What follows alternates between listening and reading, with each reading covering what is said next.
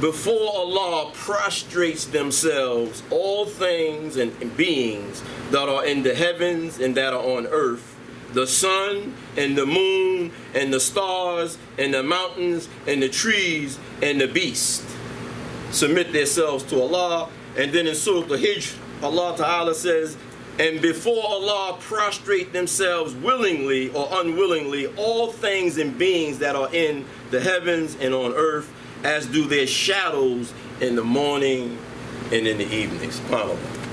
And so the reality, man, about this ibadah thing is that we're not alone, you know. And as Allah Ta'ala says, although we may not be able to perceive the manner in which these creatures or things that exist within the universe worship Allah, know that everything in the creation of Allah Ta'ala is in constant submission and glorification of Allah Subhanahu wa Ta'ala.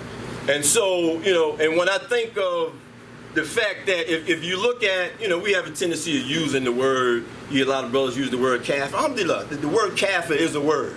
It exists in the language, it exists in the Quran, however, but as it relates to people and their belief system, I prefer to use the word non-Muslim, you know, because we have a lot of, particularly because of the strength in words and how words have a tendency to wound, etc. I like the word non-Muslim because, you know, we come from a society where a lot of our parents fall into that category or can be classified as a kafir or a non-Muslim or whatever the case may be. But the reality about this belief system is that Allah Ta'ala has given everybody the wherewithal to choose whether or not they want to be Muslim or non-Muslim, right? And so although some people have chosen consciously to be non-Muslims, know that the very molecules and cells that exist within their bodies, the enzymes and the protein, everything that exists within that non-Muslim's body who consciously object to Allah, worship or in obedience to Allah subhanahu wa ta'ala. And while in one instance the non-Muslim has articulated that he chose not to accept Islam, but the very things that cause him to operate, the oxygen that he breathes, the cells that make up his body are in submission to Allah subhanahu wa ta'ala. The birds that fly through the sky, the animals, the creatures that exist within the depths of the ocean know that they worship Allah subhanahu wa ta'ala in a manner unbeknownst to you and I. But that's okay because, you know, we don't know everything.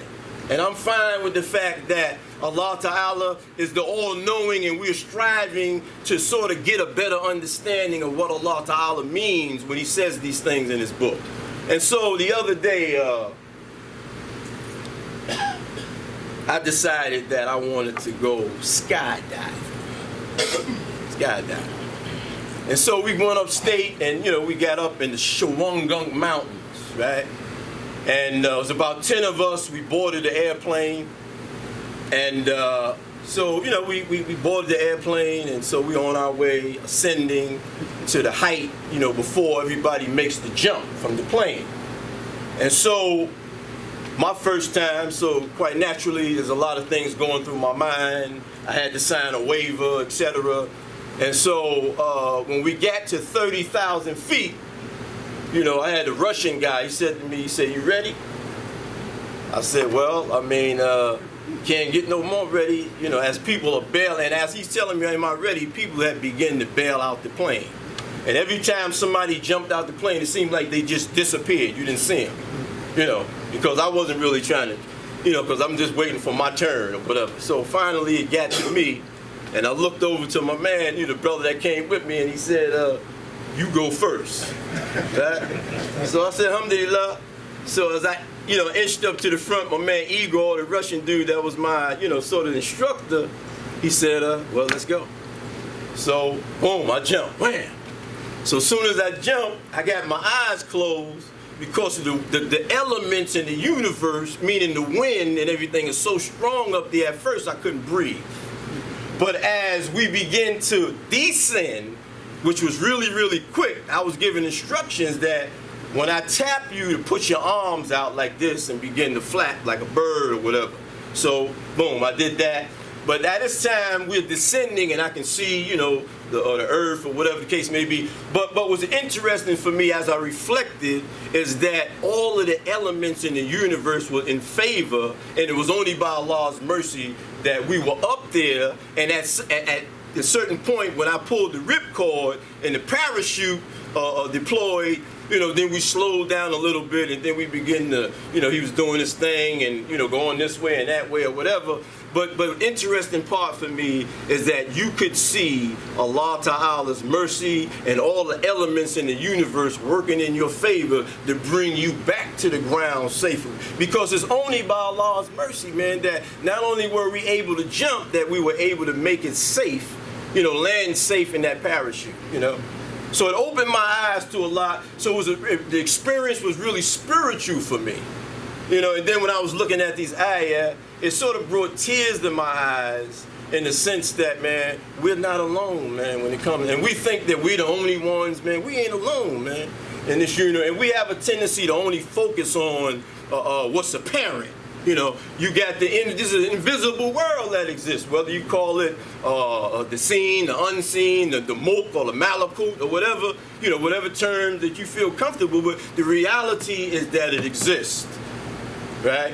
It exists, and that there's elements in the universe that's in favor. And let me just backtrack for a minute. It reminded me, there was a story that I read in the Tariq al-Islam, the history of Islam, when the Prophet ﷺ was around 12 years old as a little boy, and he was traveling in a caravan with Abu Talib, and that they were going through Damascus, right? And, there was this monk that lived in Syria. His name was Bahira, I believe. And, so as the caravan was sort of coming through Damascus, the monk Bahira, he said that he noticed that the elements were following the caravan, And this stuff may sound spooky to some people, but the reality is that the elements in the universe were following and shading the caravan that had Muhammad sallallahu alaihi wasallam in there as a young boy, man, because they recognized and they knew who he was. So in submission, in this ibadah, they were doing what Allah Ta'ala told them to do, and so they were shading the Prophet sallallahu alaihi wasallam from the elements, from the heat or whatever the case may be. And then finally, Bahira told Abu Talib, he said, man, if I were you, man, I'd turn this caravan around. Because if they find out who was in there, they're going to try to do something to him, And I said, subhanAllah, man, that, and there's other stories, man, when you read the seerah or whatever, where certain trees, there was one story where I believe they were in battle or whatever the case may be, and there was a Yahoo by the tree. I think it was in Bukhari, and the tree said to the brother, he said, yo, it's a Yahoo, get him, or whatever the case may be. But it's just to show you that the elements in creation work in our favor. Not because we any kind of special people. We don't have the status of Muhammad sallallahu alaihi wasallam. But, when we live a certain way and we try to become friends of Allah subhanahu wa ta'ala, and we do the right thing, then certain things begin to work in your favor, man. I remember I was listening to a tape, Sheikh Alama, where he said that your tongue lies between the calf and the noon. Right? What did he mean by that? That you have the ability to say be and it is on a lower level. Right? You have the ability to say be and it is on a lower level when you live right, when you do the right thing. And that famous hadith, the Prophet ﷺ said, whosoever shows enmity to my friend, I'm going to be at war with him. Whoever shows enmity to my friend, I'm at war with him. That my servant does not draw near to me with anything more loved by me than the religious duties I've imposed upon him. And he continues to draw near to me with supererogatory works so that I love him. And when I love him, I become his hearing by which he hears, his seeing by which he sees, his hands by which he strikes, and his feet by which he walks. And were he to ask me for anything, I would give it to him. Were he to ask me for refuge, I would grant him it. So this is that exchange that I'm talking about. that puts us in the category, man, where our tongues lie between the calf and the noon, and we can say be and it is on a certain level, and things begin to move in your favor. And again, not because you nobody special or whatever the case may be. All you got to do is, man, live your life, man. You know, and try to practice substantive ibadah. Make your worship make it worth. And just be sincere, man, about what you do when you embark upon a particular thing. When you get up at night, when you stand up just to make salat, man. Try to, as Allah Ta'ala says, called aflahal mu'minun, that successful indeed are the believers, right? The believers meaning, and I like to translate the word believers as active participle, as the security holders, the people who have become secure in their faith. So they hold security. Those people who have become secure in their faith, right? Who in their salat, they practice khushu, which is a heightened sense of awareness, a heightened sense of awareness when you say Allahu Akbar and take your mind off of everything and just try to meditate and concentrate on the act before Allah subhanahu wa ta'ala. And not just salat, for anything for that matter. Just giving dawah to the people is a form of ibadah. Just living and sometimes not even saying anything, but just your actions alone. We say actions speak louder than words. So people are constantly watching you, whoever you are, wherever you may be. If you say you represent thus and such or so and so, then people are watching you. They want you to exemplify or practice that which you're preaching or whatever the case may be. So may Allah Ta'ala help us. To have a better understanding and to realize that when it comes to this ibadah thing, that we're not alone, man. That we're not alone. And that Allah Ta'ala's mercy and the forces in the universe are working in your favor. Perhaps if you're doing the right thing and you're living right. The substratum of everything in existence is bil haq. Right? And you know that it's preceded by the preposition be or with or by the real, man. Because Allah is haq. Allah is the reality. But everything that He's created in His creation is created by the real, man. And owe the obedience to the real. Whether you be a bird, whether you be a fish, whether you be a cell. Something as minute as a cell that has when you study cells and atoms and stuff like that, the neutron and the negative and the positive and all that, man, that's all showing you the greatness, man, or the supremeness of Allah subhanahu wa ta'ala, man. And surely, we all are made up of all of these things, our bodies, biologically. Whether you be an animal, or whether you be a human or whatever, that you have these things that make up your composition. And everything in your composition, whether you submit willingly or unwillingly, is in obedience to Allah subhanahu wa ta'ala. You can't even hold your urine, man. You got a nerve to talk about this, that, or the thing. You can't even stop yourself from going to the bathroom. Whether you had to urinate or whatever the case may be, you couldn't even stop that. And when you become hungry, man, to the point where, you feel like, the person said, man, I'm starving, man. No, you ain't starving. You don't know what starving is, We don't know what starving is, man. I mean, when you look around the world in comparison to what some people are going through in terms of food, clothing, and shelter, man, Allah's mercy is on us, Allah's mercy is on us, but we want Allah's mercy to continue to be on us, not just in those manners, but in our ability, our cognitive ability to understand Allah's word and to understand the prophetic message of Muhammad sallallahu alaihi wasallam and apply it to our lives in a way that's practical.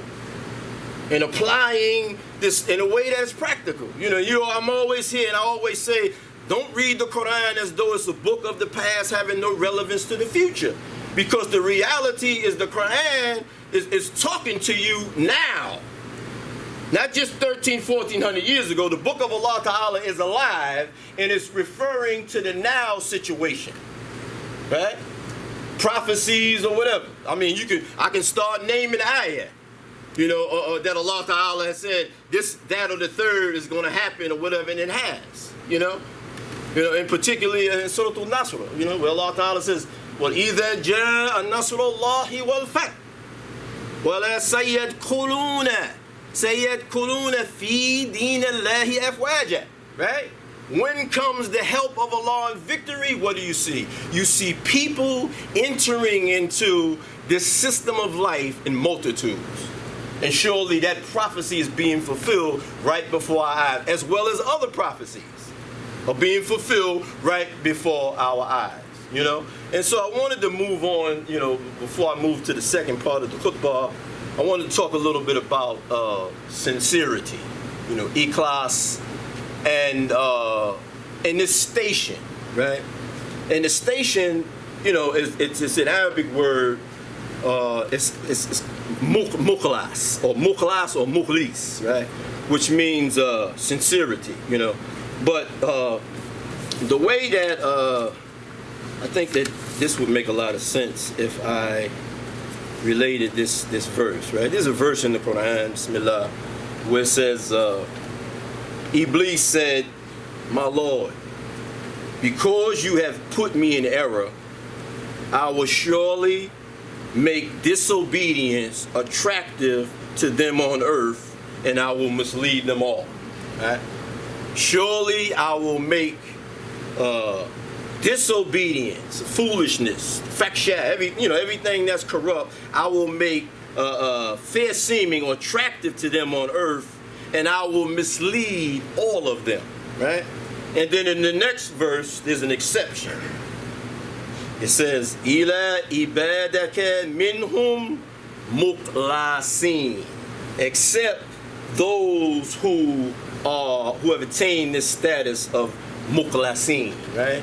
And so the word muqlasin, for those of you, I'm not sure we got a lot of Arabic students here. You got the word muqlisin and the word muqlasin. And the word muqlisin is on the measure of what they call ismul fa'il. It's an active participle, muqlisin, right, with the kesra.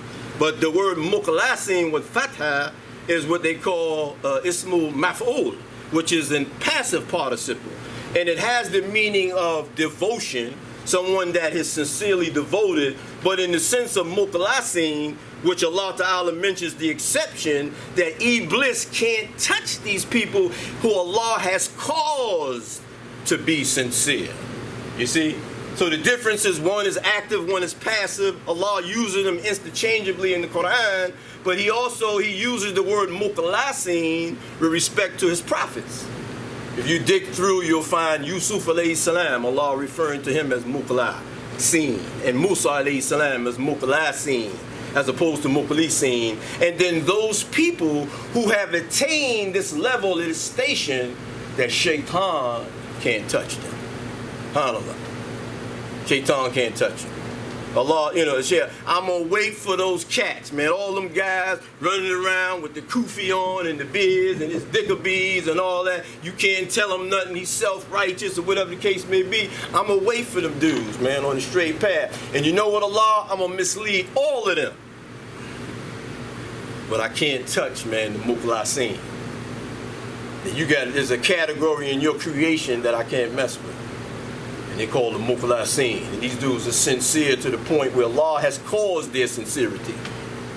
And so may Allah Ta'ala bless us and help us to attain that level. May Allah Ta'ala give us the wherewithal and the inspiration and the cognition to understand His word in a way that'll help us to obtain to these levels. Where not only our tongue lies between the kaf and the noon, but our actions are such a degree that when we come in the room, shaitan gets in the wind for the fact that Allah Ta'ala has caused this sincerity that we house in us, know that it's from Allah Subhanahu wa Ta'ala.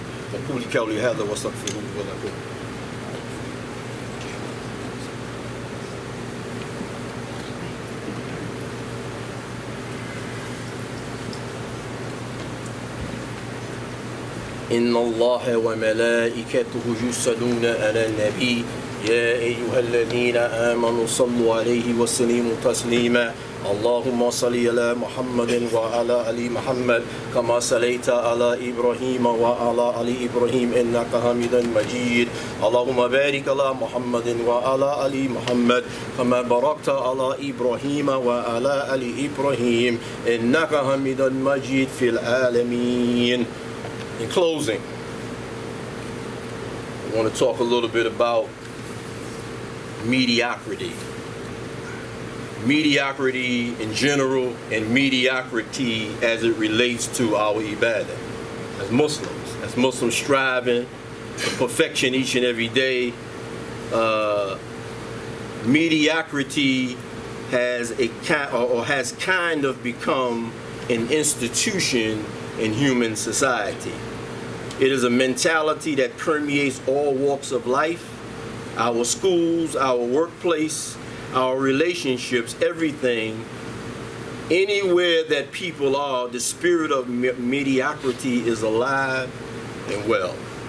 Mediocrity is that thing that informs our subconscious that we don't need to try harder, that we've done enough. It informs us that it's okay if we aren't the best at something, as long as we aren't the worst. Mediocrity has children being happy to have a C average in school or sit in the back of the class goofing around instead of being interested in asking questions. And so, we seek refuge with Allah Ta'ala from mediocrity. We seek refuge in Allah Ta'ala from becoming a bunch of ritualists who practice empty rituals. A bunch of ritualists where you have, when you look at all different deens, it happens in Christianity, it happens in Islam, where you have people that they only show up during Easter. The only time you see the Muslim or the Christian is during the time of Easter, or only time you see the Yahud is the time of Passover, Rosh Hashanah, or the only time you see the Muslim, and the only time that he prays is on Juma Friday. But for the rest of the week, he don't make salat. The only time you see him is during Ramadan, when they serve, whatever the case may be, or during the Eids, or whatever the case may be. So we want to ask Allah Ta'ala to protect us from mediocrity. And we want to sort of take an introspective look at ourselves, me at the top of the list, and trying to develop a level of ibadah that is void of mediocrity. And so that means that we got to take a look at ourselves. We got to try to do more, look at what you're doing, what your contribution is to Islam. Would you consider it to be mediocre? Or would you consider it to be on the level of ihsan or perfection or whatever the case may be? So, how committed are you to the struggle of Islam and the advancement of Islam here in North America? And helping people to understand and have a better understanding of what Allah Ta'ala is meaning in His book, as well as the example of the prophetic message of Muhammad Sallallahu Alaihi Wasallam. And so that's a question that I charge all of us, including myself, that we begin to look at our service, in particular to Allah Ta'ala, and whether or not it's mediocre, whether we can do better. Do you think that you can do better? And if you think that you can do better, then know that you can do better and that you don't have to settle. You don't have to start the Arabic class and never finish. You don't have to get married and continue to quit. You don't have to, stop being around the Muslims and involved in the conferences or whatever the case may be. Or perhaps maybe you need to just sort of, and a part of that introspective look is to realize, man, that you can do better. Maybe you need to hang out with people who are trying to do better. Maybe it's the company that you keep. But whatever the case may be, we need to look at ourselves and look at the fact that what's holding us back and making us just settle for just the basics. While I make my 5 salats a day, alhamdulillah, man, I'm not saying everybody's going to evolve to be scholars or whatever the case may be, but we can all do more. I'm sure we can do more than what we're doing. You know, when you get up in the morning for Fajr, you make your 2 sunnahs or whatever before Fajr, then you make your sunnahs. Then some people make the salat when the sun rises or whatever. You know, whatever that and it don't have to be like it could be like small increments. I'm not saying that you need to rush into something or whatever. No, but I'm saying take an introspective look and realize and see where you can improve upon your worship, and stop settling for being mediocre. For surely Islam doesn't need us. Allah doesn't need us. We need Allah subhanahu wa ta'ala. And part of our gratefulness and part of the alhamdulillah, the praise and the shukr, is to recognize what Allah ta'ala has given us. And part of recognizing and realizing in a cognitive way what Allah has given us, man, that the reality is that we're wealthy, man.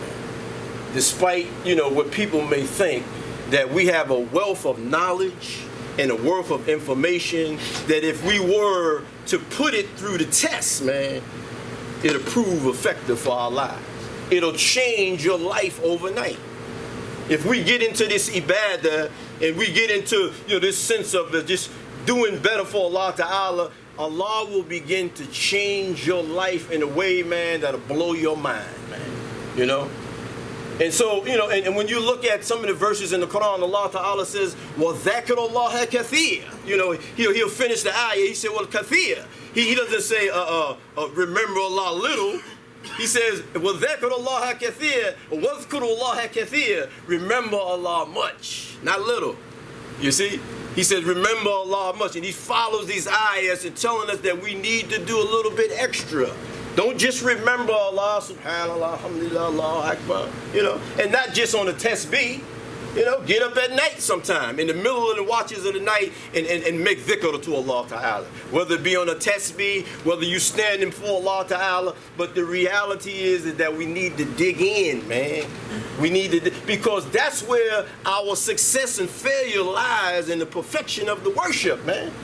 The perfection of the ibadah, and when we perfect our ibadah, then the universe is we in conformity with the universe, and then things begin. They say the stars begin to line up for you. You see, in a way, man, where things begin to change. You say, well, my life, man, I'm going through so much or whatever. Well, hey, something's, you know, take a look at, you know, what's happening around you. The company that you keep, your worship, your clothing, etc. You know, we need a lot of things that we don't pay attention to, we need to pay more attention to. Because that'll help us, you know, to focus on improvement or insan. You know, the concept or the station of insan is to what? As the Prophet ﷺ said, worship Allah although you see Him, although you don't, but you know and you realize and can conceptualize in your limited imagination how Allah subhanahu wa ta'ala sees you. You see, insan, muqsin, you know, and these are the stations that we should be striving for. Mukhlas, become wali, you know, all of these different terms that they're available to you. All of these different methodologies are available to you, and then there's a whole lot of different avenues. You make a left and you get on 8th, you got tahajjud over there, and you make a right on 7th, and you got the dhikr over here, and you got Ramadan over there, and there's so many different avenues for you to perfect your Islam, to perfect your worship. But we are caught up in just being mediocre, so we just do the bare minimum. You don't want to rise to the top, man. Why? Because it's infected in the society that we live in. For us to just settle, man, you know, for the little, you see. But I think that this administration then that we in under Agent Orange has allowed, you know, under Agent Orange, you know, people are sort of realizing that, you know, and some of you guys are much older than me, so y'all probably seen it. You know, Sheikh Hassan and all the brothers, man, who were born in the 30s and the 40s, they seen it, man. How we was catching it, you know. And people are becoming bold again like that, man. It's forcing us to realize that we got to come together, man. Because if we don't come together and get this thing right, then we're doomed, and our children are doomed. And the only thing that's going to be left of Islam is by name, right? And if you look, the imams are dying, particularly the African imams. If you look at how many imams that we got, you could probably count them on 2 hands now. That's really left, that's doing any concrete work in the cities, man. And you know, imams are getting older, man. And who are we grooming, you know, to pass the torch to, that have a good and the proper understanding, you know, to take this thing to the next level. You know, so that those things are important. So I want us to reflect upon those things, and you know, we ask Allah Ta'ala to help us, man, to help and to guide us, man. You know, but we have to be willing to want to be helped, you know. And the first thing, you know, when you have a problem, you have to realize that you got a problem and admit to yourself that you got a problem for Allah Ta'ala to you know, for you to turn to Allah in repentance, and Allah Ta'ala will help you. You know, and never despair of the mercy of Allah. It's so many, you get tawbah, right? If you feel that you're sinful or whatever, don't say, well, I'm too far gone. You're never too far gone. Because Allah Ta'ala has these avenues of tawbah and all of these things where He'll forgive you, man, that His rahmah supersedes His wrath. You know, so never get into the trick bag and let the shaitan play you out. That, yeah, you know, I'm too far gone. I might as well just stay over here and do this with these dudes or whatever. I'm never going to, you know, be able to attain this sense of righteousness or whatever the case may be, you know? So may Allah Ta'ala help us and guide us and protect us. ربنا آتنا في الدنيا حسنة وفي الآخرة حسنة وقنا عذاب النار. ربنا افرغ علينا صبرا وثبت أقدامنا وانصرنا على القوم الكافرين. ربنا لا تؤاخذنا إن نسينا أو أخطأنا.